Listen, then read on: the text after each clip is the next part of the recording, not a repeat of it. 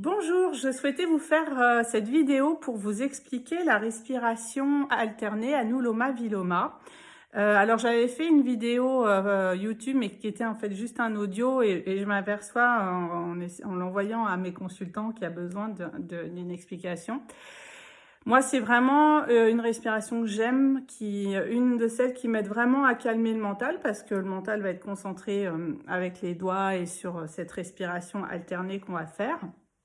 Et puis, ça vient vraiment stimuler, je trouve, l'ouverture de son troisième œil. C'est une respiration qui va venir, on va venir oxygéner par alternance le cerveau droit et le cerveau gauche et qui va venir refaire remonter de notre chakra racine notre énergie vitale, hein, qui est souvent représentée comme un serpent, vous savez, comme le serpent des pharmaciens, donc, et qui vient vraiment refaire remonter l'énergie côté droit, l'énergie côté gauche.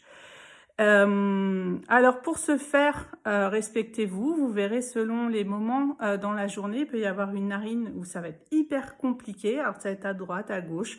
Selon les moments de la journée, on est un peu plus faible d'un côté ou de l'autre, c'est ok. Puis des fois, les deux côtés vont être fluides et ça va juste être le top. Si c'est compliqué, faites des pauses. Enfin, respectez-vous, hein, faites toujours à votre rythme. Alors pour ce faire, on va venir avec notre main droite placer son index et son majeur au niveau de son troisième œil.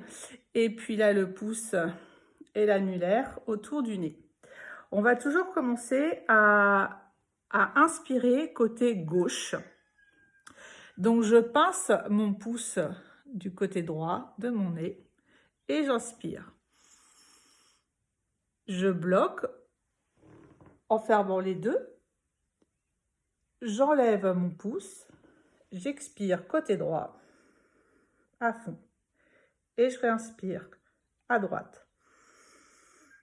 Je ferme le pouce, je lâche côté gauche, j'expire.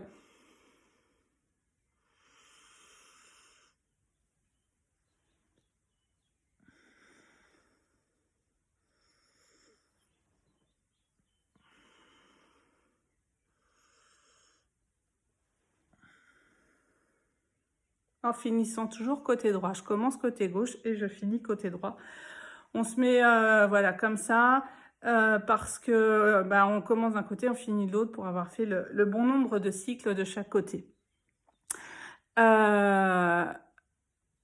Donc en fait, ça fait comme un pont. Hein. On inspire, on expire, on inspire, on bloque et on expire. On inspire, on bloque, on expire, etc. Vous verrez, faites des inspirations sur 1, 2, 3, 4. Bloquez, expiration un peu plus longue ou essayez de faire en carré, enfin même nombre, inspiration, expiration. Voyez, essayez. Et l'objectif, au fur et à mesure, ça va être de faire le moins de bruit possible, ce qui va vous obliger à avoir des inspirations et des expirations de plus en plus longues. Donc, au lieu de faire... Bon, on exagérait bien sûr, ça va être vraiment comme si vous aviez un voisin et qui ne doit pas vous entendre. Donc, vraiment... Et donc, ça oblige à vraiment ralentir son inspiration et ralentir son expiration. Vous pouvez le faire au début sur 5 cycles de respiration, puis 10 cycles, après 5 minutes. Voyez ce qui vous parle.